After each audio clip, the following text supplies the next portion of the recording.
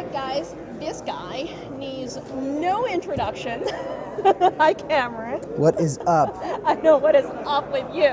What is up with you? Just at a conference with thousands of people who could pay for my college and it would mean nothing to them. Yeah, same here. I'm just here for the booze and taking exactly. pictures and just take a lot of selfies. No, just an 18-year-old in Vegas, so I'm doing nothing. Yeah.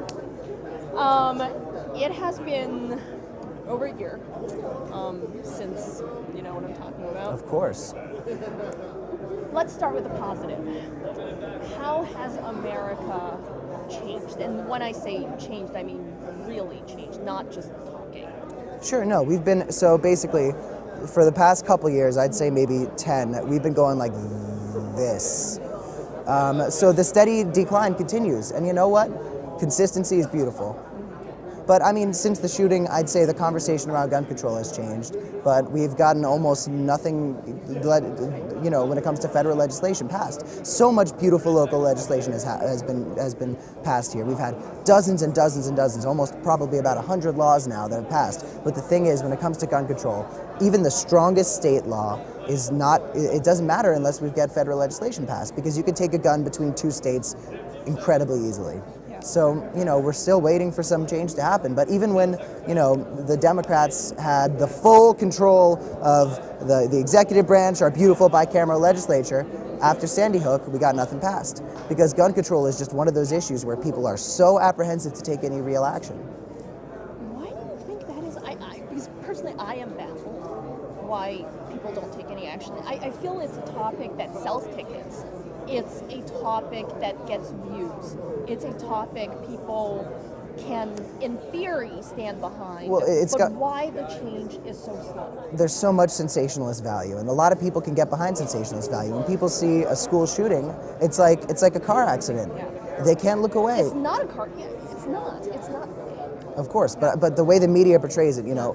The goal with the March for Our Lives and the goal with all the activism after the shooting at Marjory Stoneman Douglas was for us to take this narrative that the media always pushes. Small town, a nice misunderstood boy was killing all these people, the parents are depressed, everything's gonna be horrible for these people for so long. We wanted to flip that narrative.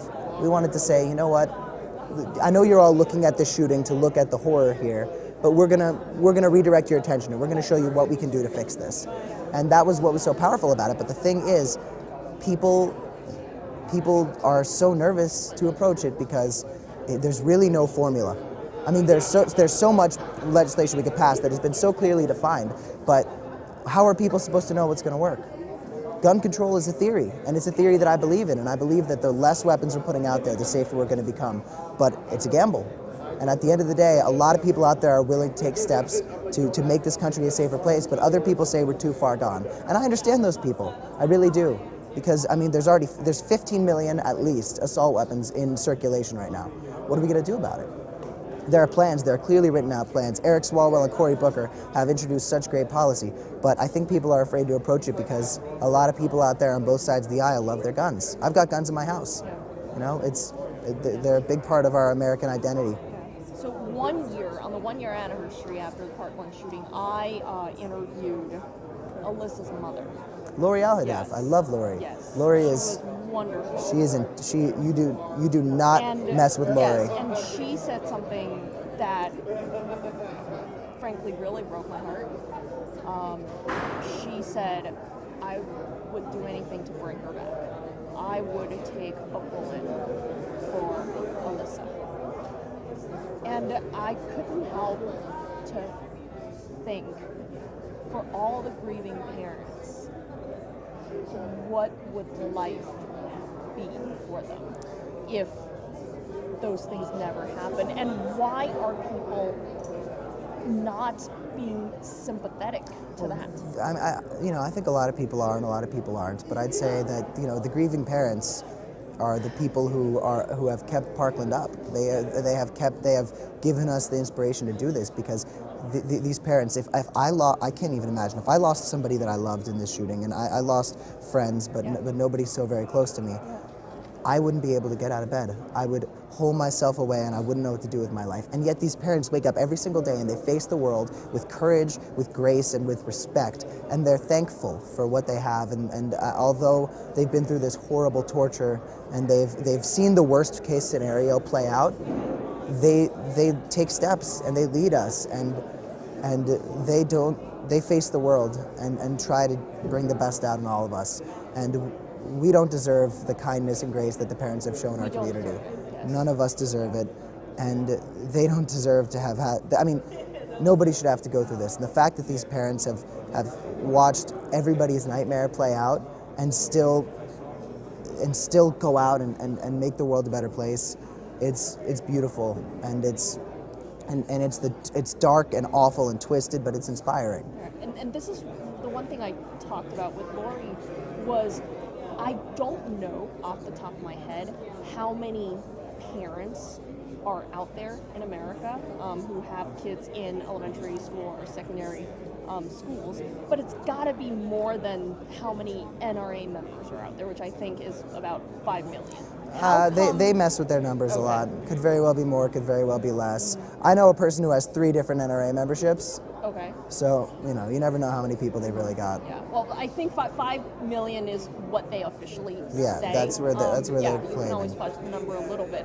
But I would imagine there's got to be more responsible parents out there than NRA members. So how come these parents cannot make the changes fast enough? A lot of them do. You got the Moms Demand Action, and they're so wonderful, and they really bring so much light to the conversation.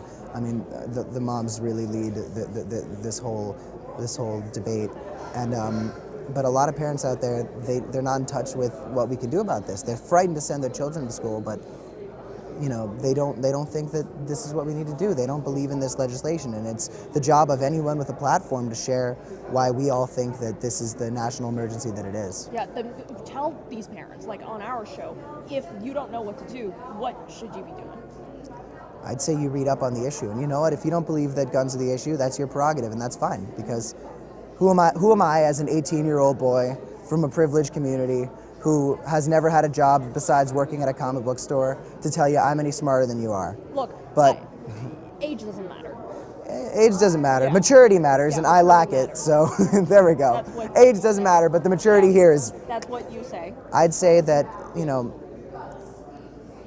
don't realize what this issue is until it's too late. Yeah. So many people don't, and you never know when you're going to be saying goodbye to someone for the last time, and that's applicable in any situation. But every day there's another school shooting, every day, and I can't. It's so hard to look at. I thought I'd be able to stomach all of this, but it's damn near impossible. Just yesterday, an 18-year-old boy gave his life defending fellow students at a STEM school in Colorado. And his parents are never going to see him again. And fortunately, we all know he's a hero, but kids shouldn't be dying as heroes. Bless him for being a hero, well, they and shouldn't be dying, the world should honor him forever. But that's the fact that we're watching our children. I mean, he's my peer, but the fact that there are people out there watching our children die heroes is just proof that we've got a long ways to go in this country. What's next for you? College, man. Yeah, college. Yeah, I'm throwing all my money in the garbage. Yeah, Columbia. Yeah, super excited to go broke. Taking out loans. That's right, baby.